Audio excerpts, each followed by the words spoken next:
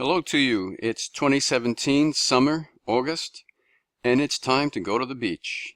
I have the perfect thing for you to read while you are at the beach. It's 9 Lives by me, Robert Brancatelli. 9 Lives is published by Bloom & Publishing in New York, and I'd like to read a little selection from Misery, the Mother of Intention.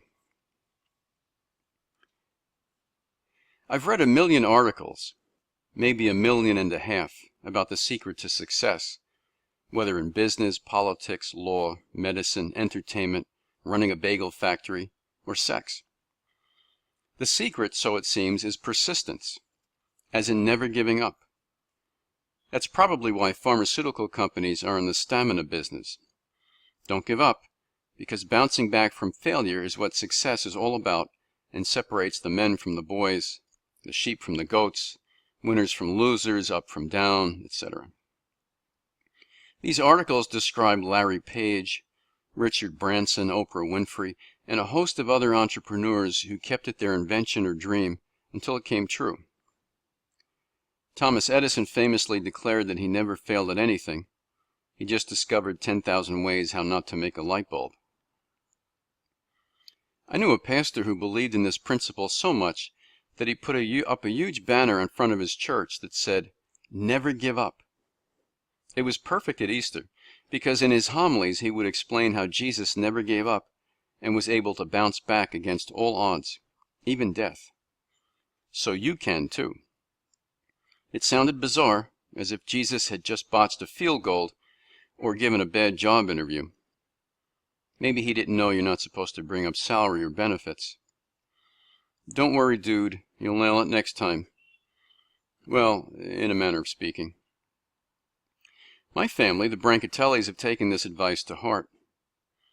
Sure, we know that talent, timing, and a little secret sauce are also needed to be successful, but we have clung on to persistence as the one factor that will make or break you. Whether we do it because we are genuinely convinced of its importance or simply stubborn, it still works to our advantage, because we come up with a bright idea, every 20 minutes.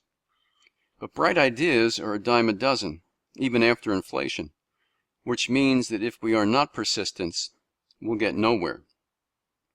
And as Robespierre once observed, execution is everything.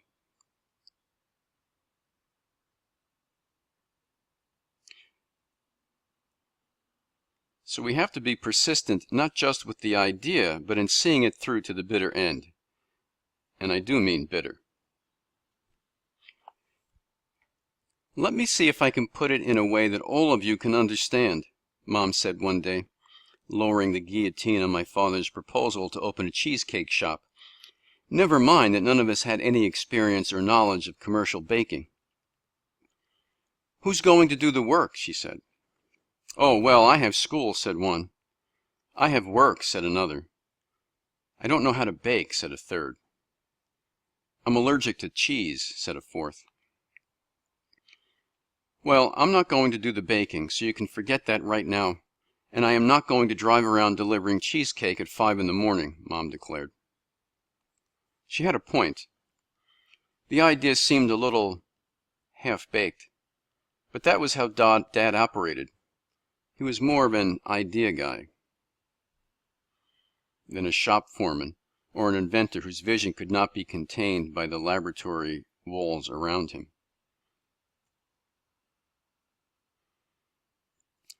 It's too bad he wasn't working during the heyday of Silicon Valley with its high-tech companies where you could ride around on scooters in the hallway and spend Friday afternoons tinkering on new projects like space elevators.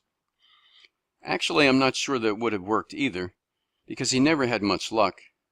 He was persistent, but if you are in the wrong place at the wrong time with the wrong people for the wrong reason, all the persistence in the world won't make much difference. You have to have a feel for what will make a buck. Ah, right, that profit thing again. "Face it, Art," my mother said. "If you ever went into the baby bonnet business, babies would be born without heads." "What about all the houses I've bought and sold?" What about them? We've lost money on them. The market dipped. I know what dipped. You're supposed to buy low and sell high, not the other way around. That's a riot, my father said. Maybe you should try stand-up. Throughout my youth, there were ongoing jokes about buy high, sell low real estate, the unsuccessful beverage company known as 6 Up, and Arthur's Arthur Avenue Cheesecake Shop, which was too long to fit on a standard business card. There were also lengthy arguments over how to spell shop. So tell me, do they even have cheesecake in England? Mom asked from out of nowhere, which was one of her endearments. What the hell has that got to do with anything? Dad said. Who else spells shop with 2 P's and an E? This was followed by extensive arguing and recollections of Uncle Angelo, who hated the British because of the 8th Army pillaging everything in sight as it made its way up the eastern half of the Italian peninsula during World War II. This included our family's village, Providenti. I bring this up as background to my own entrepreneurial efforts, the acorn not falling far from the tree, as they say. My inventive nature began to show itself in high school with the Mother's Day gift I made of a legless patio table. I hung it from a tree in the yard, but it had problems with balance, which seems to be an ongoing theme in my life. Like my father, I too have had bright ideas, insights I prefer to call them, that have not panned out. 2 major ones were the result of misery, the misery in both cases having one and the same source. Cue Tammy Wynette's DIVORCE, divorce. Not satisfied with one, I had to have 2 divorces. Or, as Mom put it, 2 for the price of 5. You're just like your father.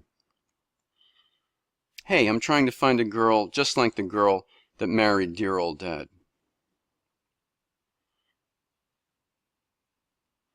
Good luck with that, my father said, shaking his head.